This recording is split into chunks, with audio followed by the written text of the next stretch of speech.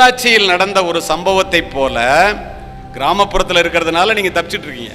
பேர் என்ன? Boys locker room. அவளுடைய வாழ்க்கையை சீரழிக்கிறேனா இல்லையா பாருன்னு ஃப்ரெண்ட்ஸ் கிட்ட சேலஞ்ச் பண்றான். ஒரு நொடி அந்த பெண் எடுத்த தவறான முடிவு அடுத்த 3 ஆண்டுகளுக்கு அந்த பெண்ணினுடைய வாழ்க்கையை சுக்குநூறாக கிழித்து போட போகிறது என்பதை அறியாத பேதை பெண் நடை தவழுகின்ற பிள்ளைய மவுண்ட் ரோட்ல 5 மணிக்கு மெட்ராஸ்ல இப்படி இந்த பக்கம் விட்டுட்டு அந்த பக்கம் என் புள்ள பத்திரமா போயிடும் நினைச்சா எவ்வளவு முட்டாள்தனமோ அதை விட பெரிய முட்டாள். இதை ஏன் சொல்றேன் தெரியுமா? இந்த வயதுடைய பிள்ளைகள், குறிப்பாக மாணவர்கள், 16 வயது நிரம்பிய மாணவர்கள், பாய்ஸ் லாக்கர் ரூம் அப்படின்னு 3 மாசத்துக்கு முன்னாடி ஒரு இன்ஸ்டாகிராம் பேஜ் ஆரம்பிக்கிறான். பேர் என்ன? Boys locker room. உடன் படிக்கின்ற பிள்ளைகளினுடைய அத்துணை அசிங்கங்களும் அதில் அரங்கேறுகின்றன. பெண்களினுடைய ஆபாச போட்டோக்கள், ஆபாச வீடியோக்கள் அதில் அரங்கேறுகின்றன. பெற்றோர்கள், ஆசிரியர்கள், மாணவர்கள், மாணவிகளை வைத்துக்கொண்டு 3 ஆண்டு 4 ஆண்டுகள் படிக்கக்கூடிய இந்த கல்லூரியிலே கடைசி வரை சேதாரம் இல்லாமல் படித்து நீங்கள் வெளியில் வர வேண்டும் என்று ஒரு தந்தை ஸ்தானத்தில் இருந்து ஒரு காவல்துறை அதிகாரியாக உண்மை சம்பவங்களை பதிவு செய்கிறேன். இந்த கல்லூரியினுடைய நலன் கருதி தினம் போட்டுட்டு இருக்கான். ஒரு இன்ஸ்டாகிராம் ஸ்கிரீன்ஷாட் லீக் ஆயிடுச்சு. காவல்துறை விழித்துக் கொண்டது. பொள்ளாச்சியில் நடந்த ஒரு சம்பவத்தை போல ஒரு பெண்ணை பல பேர் சேர்ந்து ஒரு சம்பவத்தை நிகழ்த்த இருந்த நேரத்திலே இந்த ஸ்கிரீன்ஷாட் லீக் ஆனோன்னு காவல்துறை விழித்து கொண்டவுடன் இரவோடு இரவாக 27 பேரை காவல் நிலையத்திற்கு தள்ளி கொண்டு போய்விட்டார்கள்.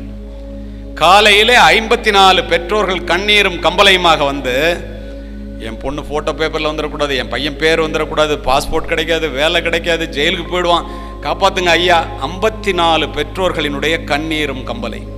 எத்தனை பேருக்கு தெரியும் இது? இதை போல இங்க படிச்சுட்டு அற்புதமான ஆசிரியர் தம்பதிகளுக்கு பிறந்த பெண் BBA முடிச்சுட்டு MBA போய் ஜிண்டால் யூனிவர்சிட்டியில் சேர்க்கிறாங்க.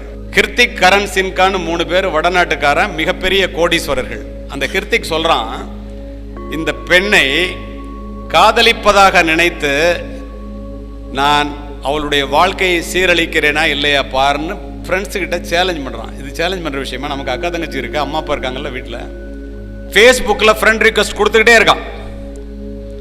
அந்த பொண்ணு அக்செப்ட் பண்ணலை. 4 தடவை கொடுத்து 5ஆவது தடவை கொடுக்குறான். BMW காரில் வர்றான், ஆளை பார்த்தா ஒரு மாதிரி இருக்கான்.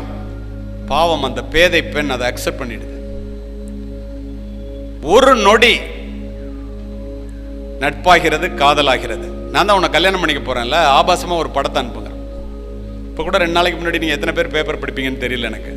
இதே போன்றது ஒரு சம்பவம் இங்க. அனுப்பிச்ச உடனே இந்த பொண்ணு குளிக்கும் போது ஒரு போட்டோ எடுத்து அனுப்பிச்சது.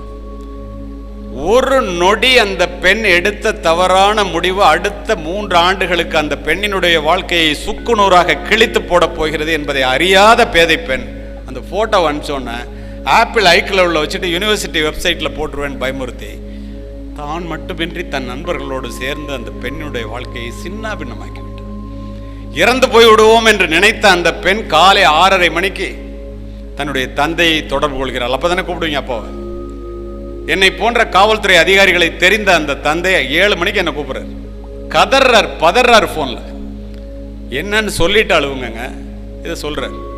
இன்னும் சில காவல்துறை அதிகாரி எல்லாருக்கும் தெரிஞ்சவர் அவர். போய் கம்ப்ளைண்ட் கொடுங்க நார்த் இந்தியாலங்கிறோம். ஒரு பயிலும் கம்ப்ளைண்ட் எடுக்க மாட்டேங்கிறோம் போலீஸ் ஸ்டேஷனில். சுப்ரீம் கோர்ட் போங்கிறோம். சுப்ரீம் கோர்ட் போறாங்க. Supreme court has given direction to register a case and investigate by a very good police officer. ஒரு செல்போன்லேருந்து இன்னொரு செல்போனுக்கு ஒரு படத்தை அனுப்பிச்சா ப்ளூடிக் வந்தாலே இவன் தான் அனுப்பிச்சிருக்கான், அவன் தான் பார்த்துருக்கான்னு எத்தனை பேருக்கு அனுப்பிச்சிருக்காங்களோ அத்தனையும் எடுத்து ஒரு சார்ஜ் ஷீட் போடுறாரு. அந்த ஒரு எவிடன்ஸை வச்சுக்கிட்டு சுனிதா என்ற ஒரு பெண் நீதிபதி 2 மாதங்களுக்கு முன்னால் கிருத்திக், கரண், சின்கா என்ற அந்த 3 குற்றவாளிகளுக்கும் முதல் முறையாக இந்தியாவிலே ஒரு தைரியமான பெண் நீதிபதி 20 ஆண்டுகள் கடுங்காவல் தண்டனை விதித்து தீர்ப்பு கூறியிருக்கின்றார்.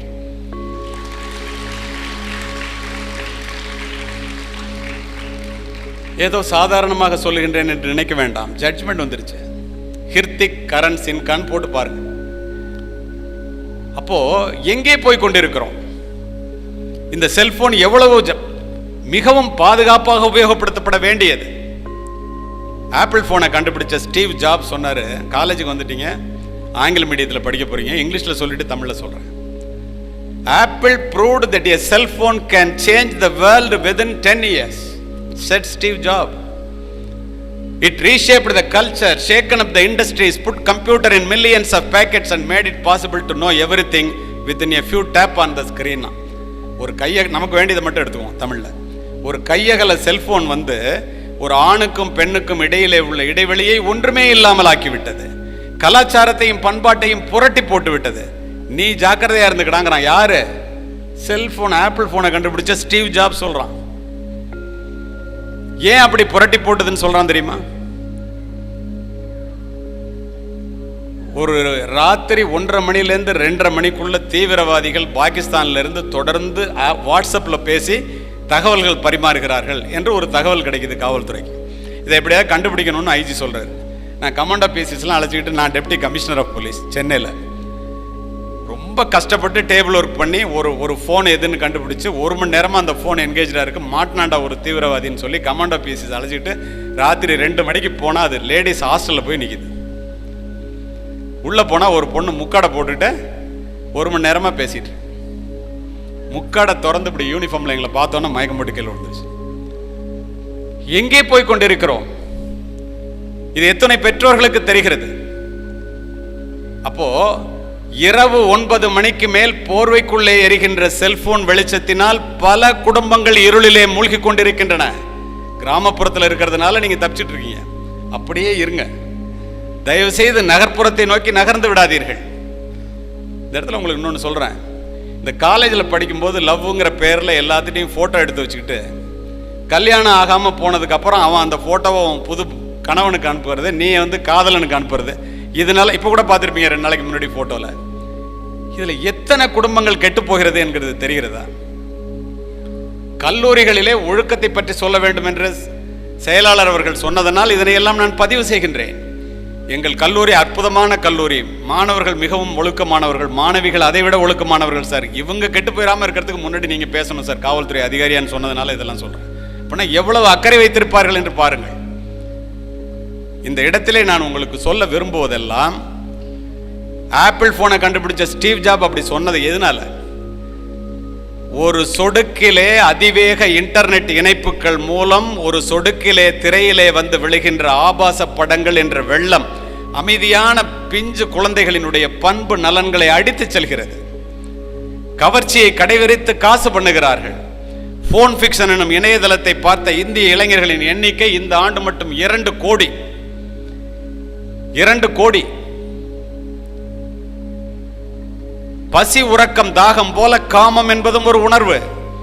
அது திருமணத்திற்கு பின் எப்படி, எங்கே, எப்படி உபயோகப்படுத்தப்பட வேண்டும் என்பதை பெற்றோர்களோ ஆசிரியர்களோ சொல்ல வேண்டிய வயதிலே, சொல்ல வேண்டிய முறையிலே நீங்கள் சொல்லவில்லை என்றால், சின்ன திரைகளும் பெரிய திரைகளும் செல்போன் திரைகளும் பிஞ்சு பிள்ளைகளினுடைய பண்பு நலன்களை கையை பிடித்து அழைத்து கொண்டு போய் ஆபாச புதைகுழியிலே தள்ளி புதைத்து விடும். குடும்பம் என்பது ஜென்ம ஜென்மமாக வருகின்ற ஒரு பந்தம், தலைமுறை தலைமுறையாக வருகின்ற ஒரு உறவு. ஒரு கணவன் மனைவி உறவு என்பது ஒரு தூக்கணாங்குருவியினுடைய கூடு என்பது அந்த ஒற்றை குருவியினுடைய அனுபவமோ திறமையோ புத்திசாலித்தனமோ அல்ல. பரம்பரை பரம்பரையாக பல குருவிகளிடம் கற்று அற்புதமான ஒரு கூட்டை சிறு நாரின் மூலமாக கட்டி தலைகீழாக தொங்கவிடும். குஞ்சு பொரிப்பதற்கு ஒரு இடம், கூடி வாழ்வதற்கு ஒரு இடம். தலைகீழாக தொங்கும் புயல் காற்று எது வந்தாலும் ஆடுமே ஒழிய விழாது. ஏன் சொன்னேன் தெரியுமா? கணவன் மனைவி உறவு என்பது அப்படி குடும்ப உறவு. கல்லூரியிலே செய்கின்ற நீங்கள் காதலினால் 100க்கு 90 காதல்கள் நிறைவேறாமல் போகின்ற காரணத்தினால் தடுமாறி போய் நிற்கின்றார்கள். இந்த உறவு தடுமாறும் போது, இந்த புகைப்படங்கள் வெளியாகி உங்களுடைய வாழ்க்கை பிரச்சனையாகும் போது, டைவர்ஸ் தவிர வேற என்ன? பிரிந்து போக வேண்டும் என்று நினைத்து பிரிந்த பிறகுதான் அவர்களுக்கு தெரிகிறது இந்த குடும்பம் என்பது முதியவர்களுக்கு பாதுகாப்பு, குழந்தைகளுக்கு பாதுகாப்பு, தங்களுக்கு பெண்களுக்கு பாதுகாப்பு. இது எல்லாம் உடைபட்டு போய் மறுமணம் என்கின்ற நெருப்பு வளையத்திற்குள் போய் அதுவே வானலிக்கு தப்பி அடுப்பிலே விழுந்த கதையாக கண்ணீரும் கம்பளையுமாக கதறிய பெண்களை, ஆண்களை நான் பார்த்திருக்கின்றேன். அதனால்தான் இதையெல்லாம் உங்களிடம் சொல்லுகின்றேன். கல்லூரிகள் என்பது கல்வி கற்பதற்கான இடம் என்பதை மனதிலே ஆழமாக பதிய வைத்துக் கொள்ளுங்கள். அப்படி படித்துவிட்டு வெளியிலே வருகிறவர்கள் யாரும் கெட்டு போவதில்லை. அது மட்டுமல்ல, blood is thicker than water. பாருங்க, இப்போ உங்களை பள்ளிக்கூடத்தில் சேர்த்துட்டு இந்த இன்பத்தை, மகிழ்ந்ததை, மகிழ்ச்சியை பங்கு போட்டுக் கொள்வதற்கும் துன்பத்திலே உங்களை பங்கு போட்டுக் கொள்வதற்கும் உங்களுடைய துன்பத்தை பங்கு போட்டுக் கொள்வதற்கும் யார் இருப்பா? பிளட் இஸ் திக்கர் தென் வாட்டர்னா அம்மா அப்பா அண்ணன் தங்கச்சி தானே சுத்தி உட்கார்ந்திருக்காங்க. அந்த குடும்பம் கண்ணீரில் விழும்படியாக எந்த முடிவையும் எடுக்காதீர்கள். எல்லோரும் சேர்ந்து நல்ல முடிவை எதாக இருந்தாலும் எடுங்கள். அது படிப்பதாக இருக்கட்டும், திருமணமாக இருக்கட்டும். எண்ணமே வாழ்வு என்ற தலைப்பு ஏன் கொடுத்தேன் தெரியுமா? நீ என்னவாக வேண்டும் என்று நினைக்கிறாயோ அதுவாகவே ஆகி விடுவாய். உயிர் எப்படி எண்ணின உயிர்க்கு அப்படி அளித்தருள் அருட்பெருஞ்சோதி என்கிறார் ராமலிங்க அடிகளார். பூமியில் இருப்பதும் வானத்தில் பறப்பதும் அவரவர் எண்ணங்களே கண்ணதாசன். நீ எதை கேட்கிறாயோ அதைத்தானடா வாழ்வு உனக்கு தருகிறது. அதனால் பெரிதினும் பெரிது கேள் பாரதி. ஏன் அப்படி சொன்னார்? பெரிதினும் பெரிது கேள். காண முயலெய்த அம்பிலும் யானை பிழைத்த வேலேந்தல் அரிது. வள்ளுவர். முயலை போய் குறி வைக்காதரா, யானையை குறிவை. ஒரு நாள் இல்லைன்னா ஒரு வேளம் உன்னுடைய வேலுக்கு வீழ்ந்தே தீரும். பெருசா நினைங்கிற உள்ளுவதெல்லாம் உயர் உள்ளல் மற்றது தள்ளினும் தள்ளாமை நீர்த்து.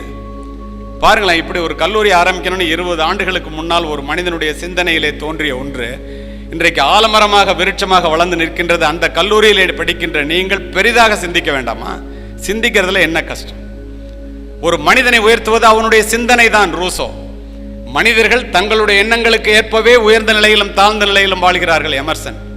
Whatever a mind of a man can conceive and believe he can achieve. Napoleon Hill. When you really want something, the universe always conspire in your favor. அல்கமிஸ்ட்ங்கிற புத்தகத்துல பவுலோ கவுலோ சொல்றான். ஒரு மனித மனம், நீ ஒரு IAS ஆகணும், ஒரு IPS ஆகணும், ஒரு விஞ்ஞானி ஆகணும், ஒரு பெரிய ப்ரொஃபஸர் ஆகணும், ஒரு என்ன வேணாலும் நினை, பெருசா நினை, கோடீஸ்வரன் ஆகணும், தவறு இல்லை, நியாயமான முறையில். அது மாதிரி நீ நினைச்சிட்டேன்னா இந்த உலகமே சேர்ந்து உனக்கு உதவி செய்யும், உபத்திரவம் செய்யாது. அத்துணைக்கும் காரணம் எண்ணம். If you master your thoughts, you master your mind. Once you master your mind, you master your life. When you master your life, you master your destiny. என்ன அர்த்தம்? உங்களுடைய சிந்தனையிலே கவனம் வையுங்கள், அவைகள் தான் எண்ணங்களாக மாறுகின்றன. உங்களுடைய எண்ணங்களிலே கவனம் வையுங்கள், அவைகள் தான் வார்த்தைகளாக வெளிவருகின்றன. உங்களுடைய வார்த்தைகளிலே கவனம் வையுங்கள், அவைகள் தான் செயல்களாக மாறுகின்றன. உங்களுடைய செயல்களிலே கவனம் வையுங்கள், அவைகள் தான் பழக்கங்களாக மாறுகின்றன. உங்களுடைய பழக்கங்களிலே கவனம் வையுங்கள், அவைதான் உன்னுடைய வாழ்க்கையையே புரட்டி போடுகின்றன.